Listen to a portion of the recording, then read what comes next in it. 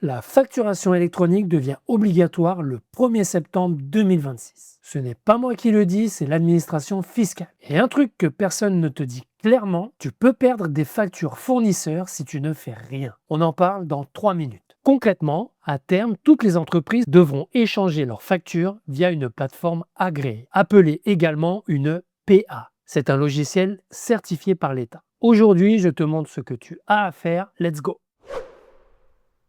Tu as 2 dates à retenir. La première, le 1er septembre 2026. À cette date, toutes les entreprises françaises assujetties à la TVA, même en franchise, doivent être capables de recevoir une facture électronique via une plateforme agréée. La deuxième date, le 1er septembre 2027, c'est là que les TPE-PME doivent émettre leur facture via une PA. Pour illustrer tout ça, on va prendre Sébastien, un coach sportif indépendant en micro-entreprise. Pour la réception de ses factures, il a 2 cas de figure possibles. Cas numéro 1, il achète des produits ou services à de grandes entreprises. Decathlon, Intersport, Microsoft, Google par exemple. Ce sont de grandes entreprises ou des ETI et elles doivent émettre des factures électroniques à partir du 1er septembre 2026. C'est pour ça que Sébastien doit avoir une PA active à cette date pour pouvoir les recevoir. Et tu vas comprendre dans 2 minutes pourquoi ne pas le faire est très dangereux pour son business. Le deuxième cas, c'est qu'il achète aussi des biens ou des services à des TPE-PME locales. Et elles n'ont pas l'obligation d'émettre des factures électroniques avant le 1er septembre 2027.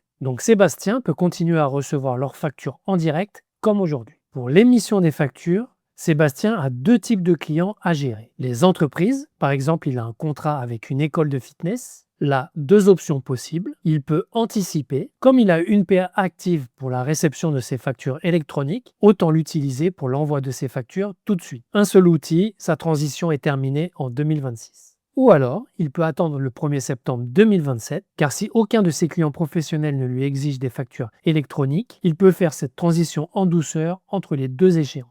Il a aussi des clients particuliers. Là, rien ne change côté facture. Il continue à émettre comme aujourd'hui. La chose qui change pour ses clients particuliers à partir du 1er septembre 2027, sa PA va envoyer tous les 2 mois à l'administration un récapitulatif chiffré de ses ventes à des particuliers. C'est ce que l'on appelle l'e-reporting. Ce sont des statistiques fiscales agrégées sans le nom de ses clients. Sébastien doit juste alimenter sa PA en données, soit en saisissant ses encaissements à la main, soit en branchant son outil de gestion sur sa PA.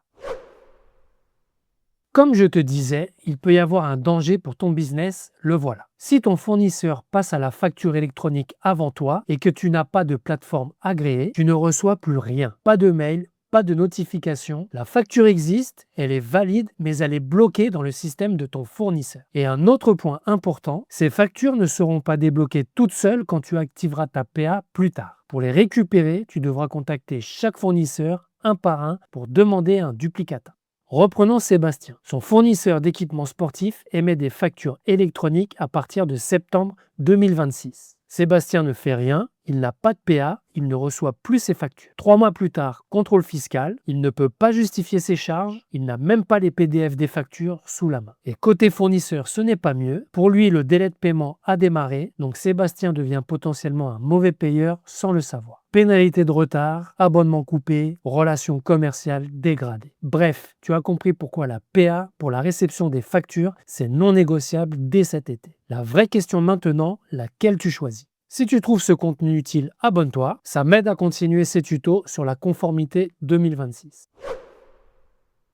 Si tu ne dois retenir qu'un seul critère, c'est celui-là. Est-ce que la plateforme que tu as choisie est sur la liste officielle de la DGFiP? Tu vas sur impôts.gouv.fr, tu cherches liste des plateformes agréées, je mets le lien en description, et si la plateforme que tu as sélectionnée n'y est pas, tu passes ton chemin. Cette liste est mise à jour régulièrement, donc tu vérifies au moment où tu choisis. Et attention, il y a une notion très importante à comprendre sur les logos qui certifient les outils. Tu vas rencontrer 2 logos. Un bandeau rouge, plateforme agréée, et un bandeau bleu, solution compatible. Le bleu seul ne suffit pas. Il doit être raccordé à une plateforme qui a le logo rouge. Cherche le rouge. Je te mets le lien vers la fiche explicative officielle en description. Le critère numéro 2, choisis un outil simple et paie seulement pour les fonctionnalités utiles pour toi. Recevoir, émettre et l'e-reporting, c'est suffisant. Regarde du côté des offres gratuites, il y en a plusieurs qui font le job, il faut juste t'assurer des conditions du gratuit et de leur évolution. Si tu as déjà des outils en place, CRM, tableau de suivi, paiement en ligne, ne mélange pas le pilotage et la facturation. Ton Sheets, par exemple, reste ton outil de pilotage. La PA, elle, émet la facture légale. Les sujets sur la connectique avancée et l'automatisation, ce sera pour d'autres vidéos.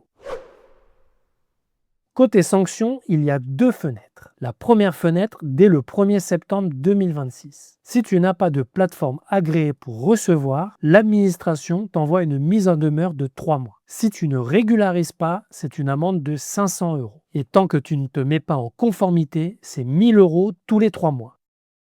Deuxième fenêtre, le 1er septembre 2027, l'émission devient obligatoire pour toi en tant que TPE-PME. Si tu envoies des factures B2B non conformes, c'est 50 € d'amende par facture avec un plafond de 15 000 € par an. Et côté e-reporting B2C, c'est-à-dire la déclaration tous les 2 mois pour tes clients particuliers, c'est 500 € par défaut de transmission, plafonné à 15 000 € par an. Mais il y a le droit à l'erreur. Si c'est ta première infraction sur les 4 dernières années et que tu corriges dans les 30 jours suivant la première demande de l'administration, il n'y aura pas de sanction. Donc tu l'as compris, ce qui te menace pour la rentrée 2026, c'est pas les 50 € par facture émise non conforme, c'est les 500 € pour défaut de PA pour la réception des factures. Pourquoi s'y mettre maintenant? Parce que plus tu t'y prends tôt, moins ça te coûte en stress et plus tu as le temps de choisir. Tu sélectionnes 2-3 PA gratuites, tu les testes avec quelques factures fictives et tu vois laquelle te plaît le plus à l'usage. Et si tu as un expert comptable, demande-lui ce que lui utilise, ça peut te faire gagner encore plus de temps. Si tu veux aller plus loin, je prépare d'autres tutos sur la facturation électronique. Abonne-toi pour ne pas les rater et si tu veux qu'on s'occupe de ton paramétrage, le lien est en description. Ciao!